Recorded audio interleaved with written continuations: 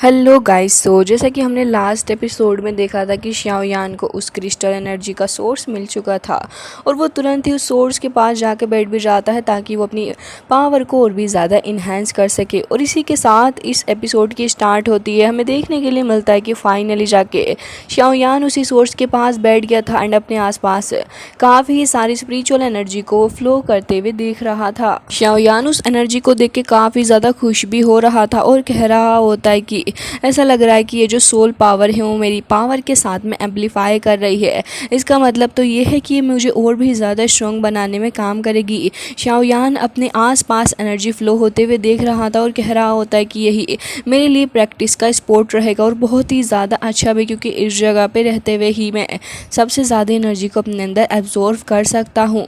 जिसके बाद हम देखते हैं कि शाओयान तुरंत ही उठ के खड़ा हो जाता और फिर उस जगह को देख के काफ़ी ज़्यादा खुश भी हो रहा था। वो तुरंत ही अपनी पावर का इस्तेमाल करते हुए अपनी 3000 ट्रांसफॉर्मेशन टेक्निक को समन करता है ताकि वो अपने क्लोन को बुला सके।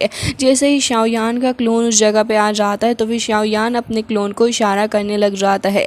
ये इशारा इसलिए था क्योंकि जो एनर्जी की क्रिस्टल्स हैं वो एक जगह में नहीं है बल्कि ऐसे ही फ्लो करते हुए जा रहे हैं अपनी मर्जी से। लेकिन अगर शाओयान को जल्द से जल्द इन सारी एनर्जी को अपने अंदर एब्जॉर्व करना है तो फिर इनका एक फ्लो बनाना पड़ेगा ताकि उसकी सोल के अंदर आराम से मर्ज हो सके सारी की सारी एनर्जी।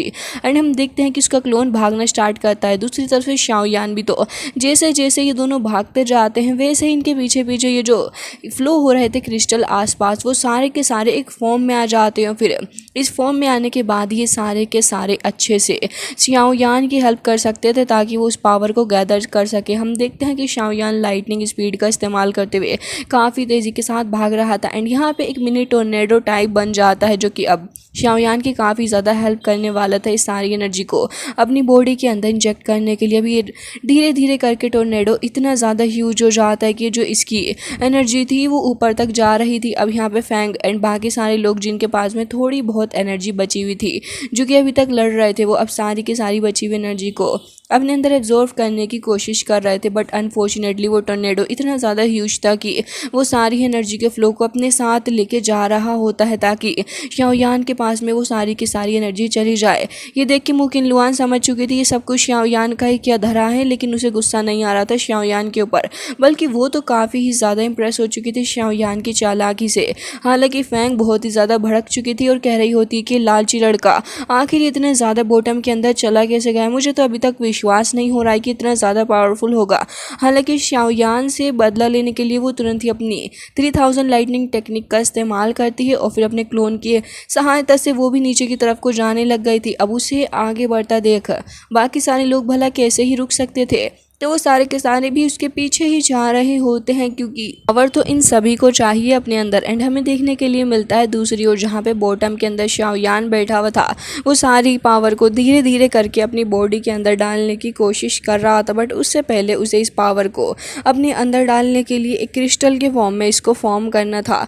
लेकिन सारे ही लोग काफ़ी तेज़ी के साथ आगे बढ़ रहे होते हैं क्योंकि उन्हें इस बात से बहुत ही ज़्यादा गुस्सा भी था कि आखिर जब उनके पास में बिल्कुल भी एनर्जी नहीं आ रही है तो भला शाओयान कैसे इतनी सारी एनर्जी को अपने पास में रख सकता है। जिसके चलते वो लोग और भी ज़्यादा तेज़ी के साथ आगे बढ़ रहे थे। स्पेशली फैंग, वो तो शाओयान से बहुत ही ज़्यादा नाराज़ थी और काफ़ी तेज़ी के साथ आगे भी बढ़ रही थी। बट जैसे जैसे ये लोग बॉटम की तरफ बढ़ते जा रहे थे वैसे वैसे वहाँ पे फायर पॉइजन भी अपीयर हो जाता है और उसके बाद हमें देखने के लिए मिलता है कि यहाँ पे वो फायर पॉइजन वो हर्ट करने लगा था फैंग को एंड बाकी सारे लोगों को भी। तो वो सारे के सारे खुद ही एक शील्ड बना लेते हैं ताकि शील्ड का इस्तेमाल करते साथ ये लोग आगे की तरफ को बढ़ पाएं। बट इनके शील्ड अनफॉर्चुनेटली इतनी ज़्यादा स्ट्रॉन्ग नहीं थी। मुकिंग लुआन तो काफ़ी ज़्यादा घबरा जाती है और कह रही थी कि अगर ये एनर्जी ऐसे ही लगातार हमारी तरफ को आगे बढ़ती रही तो हम लोग ज़्यादा देर तक इस जगह पे नहीं टिक पाएंगे, बल्कि मुझे तो लग रहा है कि हम सभी के टुकड़े टुकड़े भी हो सकते हैं। इसके अलावा हमें देखने के लिए मिलता है कि यारान जो कि अब काफ़ी इंजर्ड हो चुकी थी वो तो तुरंत ही इस जगह से सबसे पहले बाहर आती है और फिर यहाँ से बाहर की तरफ को निकल के भी जा चुकी थी और बाकी सारे लोग उसके जाने के बाद इस जगह पे आते हैं। तभी हमें देखने के लिए मिलता है कि इतने सारे फ्लो को देखने के बाद फैंग समझ चुकी थी कि यहाँ पे जो बंदा शाओयान है वो वाकई में जो कहता है वही करता है और वो एक बंदा है काफ़ी ज़्यादा पावरफुल। इसी के बाद हमें देखने के लिए मिलता है कि काफ़ी वक्त गुजर जाता है, वो सारे के सारे तो उस जगह से जा ही चुके थे, क्योंकि अब ब्लड पूल के अंदर रहने के बाद भी कोई फ़ायदा थोड़ी ना होने वाला था, क्योंकि वहाँ से वैसे भी उन्हें कुछ हासिल ना होता।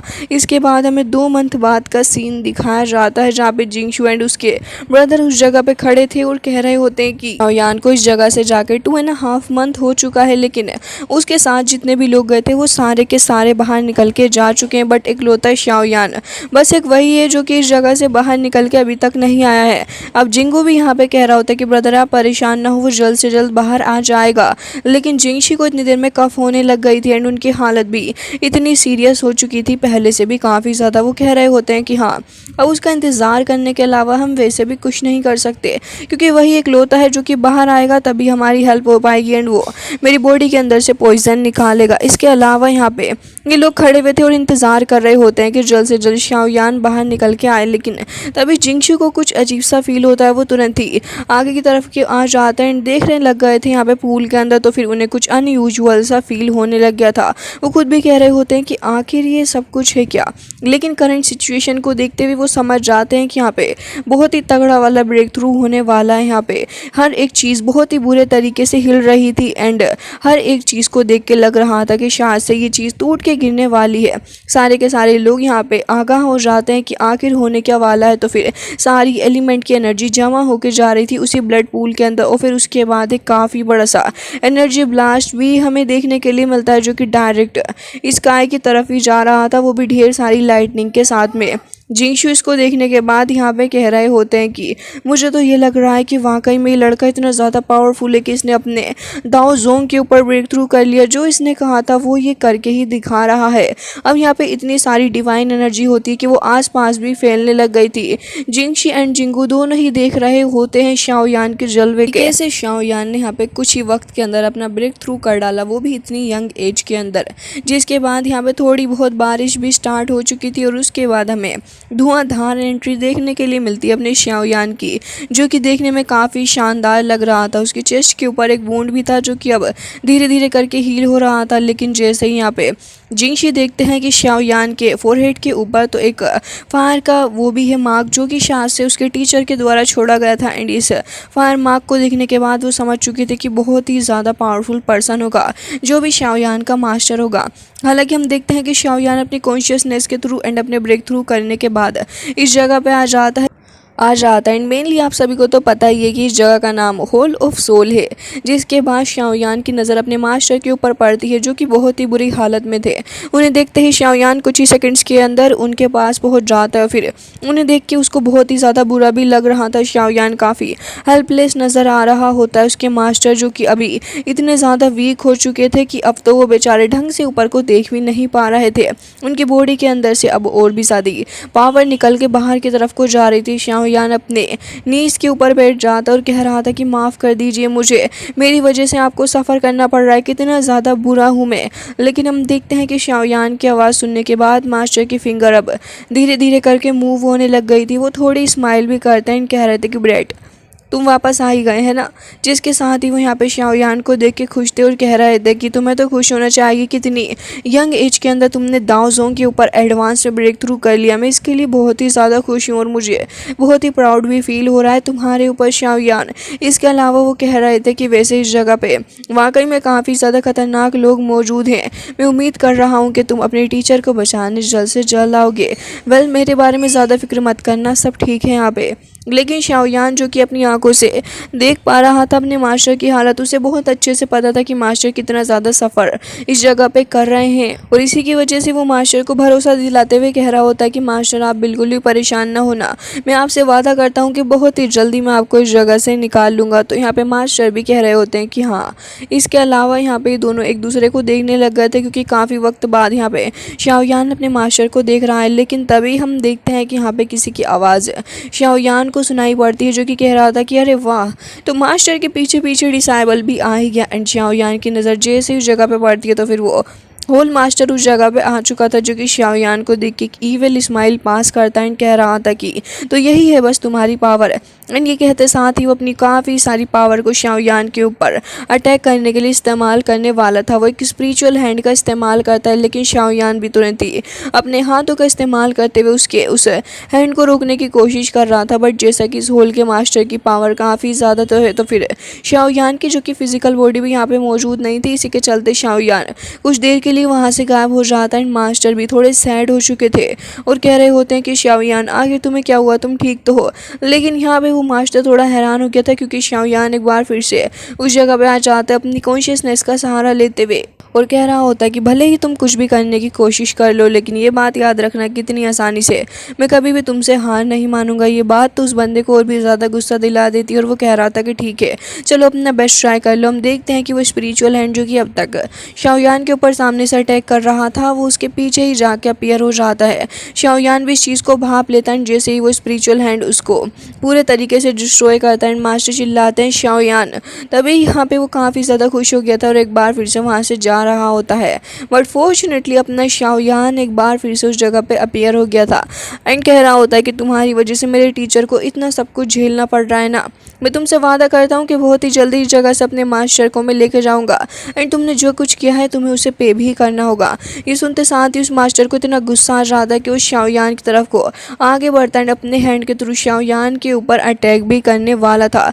लेकिन हम देखते हैं कि शाओयान यहाँ से गायब हो जाता है। मास्टर याओ लाओ जो कि काफ़ी ज़्यादा सेड थे शाओयान को इन सारी चीज़ों के अंदर फंसता हुआ देखिए, बट वो समझ जाते हैं कि लड़का भी और भी ज़्यादा स्ट्रॉन्ग हो चुका है, तो फिर उन्हें परेशान होने की तो कोई ज़रूरत है ही नहीं। बल्कि हम देखते हैं कि यहाँ पे वो जो होल मास्टर था वो कह रहा होता है कि भले ही आज ये लड़का मेरे हाथों से निकल गया हो, लेकिन मैं इसे मारूंगा ज़रूर। इसके अलावा वो यहाँ पे शाओयान के मास्टर के पास भी आके कह रहे होते हैं कि मुझे ऐसा क्यों लग रहा है कि तुम यहाँ पे ज़्यादा वक्त तक सर्वाइव नहीं कर पाओगे, क्योंकि मैं अपने हाथों से तुम्हें परेशान करूँगा। वैसे भी मुझे तो ये लग रहा है कि तुम्हारे इस डिसाइबल के अंदर इतना दम नहीं है जो कि कह रहा है वो ये सब कुछ करने में कामयाब हो जाएगा और तुम्हें बचा पाएगा। ये कहते साथ ही वो अपना मिस्टीरियस ऑरा रिलीज़ करते हुए उस जगह से गायब हो जाता है। बट हम देखते हैं मास्टर को जो कि कह रहे थे कि शाओयान मुझे उम्मीद है कि इस जगह से तुम मुझे बहुत ही जल्दी निकाल के लेके जाओगे।